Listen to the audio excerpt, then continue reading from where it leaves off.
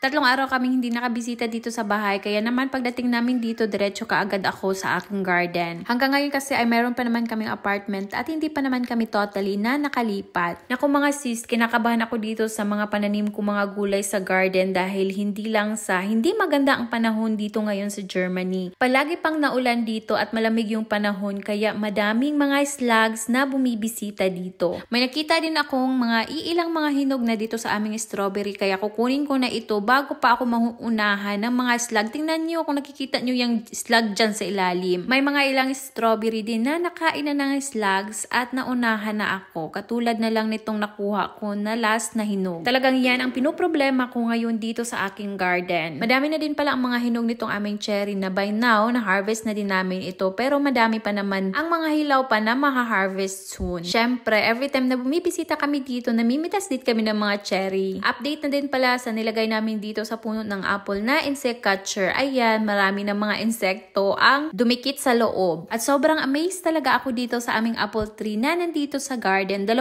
puno ito, pero itong isang puno ay napakadami talagang bunga. Pero ang liit lang din ng puno nito. Humahaba na din itong aking mga snack peas, kaya ayan, pinapakapit ko sila. Nalulungkot nga ako dito sa aking mga pananim dahil sobrang malamig pa dito. Hopefully lang talaga mag-survive ito at makapag-harvest tayo soon. At dahil 3 araw nga kami hindi nakabisita dito and the last days is maganda naman yung panahon at hindi nag-ulan, kaya ayan, magdidilig kami dito ngayon ng mga halaman at ilang araw din hindi namin ito nadiligan. Ito nga si Ethan, gustong-gusto niya din na tumutulong, trabaho niya talaga yan na diligan ang mga strawberry dahil siya lang din naman yung kumakain. At palaging nag-harvest kapag nahihinog na paborito talaga ito ni Ethan, itong mga prutas dito sa garden. So ito na yung mga cherry.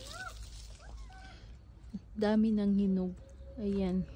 Ito palang aming cherry ay madami din ang mga nasisira dito na mga hinog, lalong-lalo na kapag umuulan, nabibiyak yung mga bunga tapos malata na siya at masisira na. Minsan naman may mga uod, hindi mo naman talaga yan maiiwasan, lalong-lalo na at hindi kami naglalagay ng pesticides dito.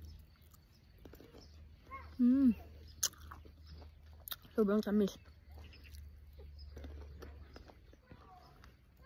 Wow.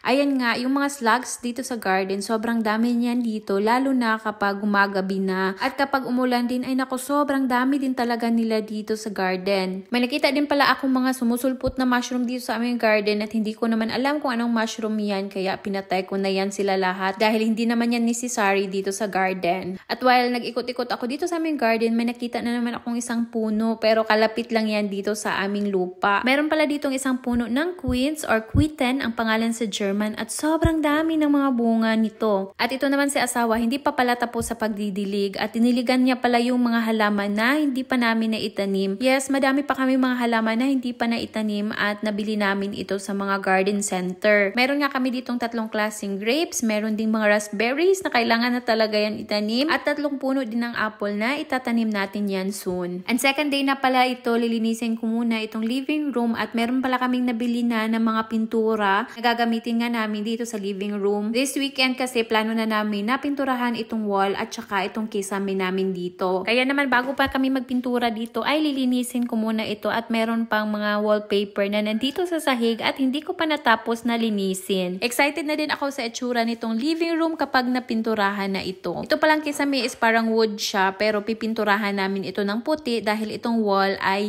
pipinturahan din namin ito ng puti na pintura. Na-realize ko talaga na sobrang daming kailangan gawin kapag magre-renovate ka ng bahay. Talagang grabe yung trabaho, yung paglilinis at pagtanggal ng mga dapat tanggalin, pero I'm sure worth it naman ito soon kapag matapos na ito. Kailangan na nga namin itong bilisan dahil 5 weeks na lang at mag-e-end na ang kontrata doon sa aming apartment. And we wanted na sana matapos na itong aming major renovation bago pa kami makalipat dito. Kaya nga most of the time kahit sobrang pagod na ay kailangan talaga namin itong gawin at tapusin dahil talagang in pressure na kami sa time ngayon. Pero may mga rooms naman din dito sa bahay na hindi na kailangan ng malaking renovation. Imamap ko na nga din itong floor dahil simula nung pagdating namin hindi ko pa talaga ito dito nalinis and medyo madumi nga din ito dahil matagal nga na walang nakatira dito sa bahay and nung time na nasa market pa itong bahay, madami din ang tumingin dito sa loob kaya medyo maputik nga ito. At nung nalinis ko na ay ang ganda pa din pala nitong sahig dito. Habang busy ako sa loob ng bahay, ito naman ang ginagawa ni asawa dito sa labas. Itinransfer niya nga itong lupa na nandito sa trailer. Nakuha niya itong lupa ng libre. Minsan din kasi may namimigay ng mga libreng lupa. So, ang gagamitin namin dito ay ilalagay namin sa garden tapos imimix namin siya sa compost soil. Kailangan niya nga ang i-remove ito dito sa trailer dahil mamaya kukuha na naman kami ng compost soil. Madami pa kasi kaming paggagamitan nito at marami pa nga kaming itatanim at dadagdagan pa nga namin yung raised garden para tamnan ng mga halaman katulad ng mga pak choy. Hindi pa ako nakatanim ng pak choy. At wala na akong space doon sa nagawa na namin na raised garden. At malaki pa nga ang space dito sa garden kaya madami pa din tayong matatanim dito. At yan lang muna for today's video. Thank you so much for watching. Bye!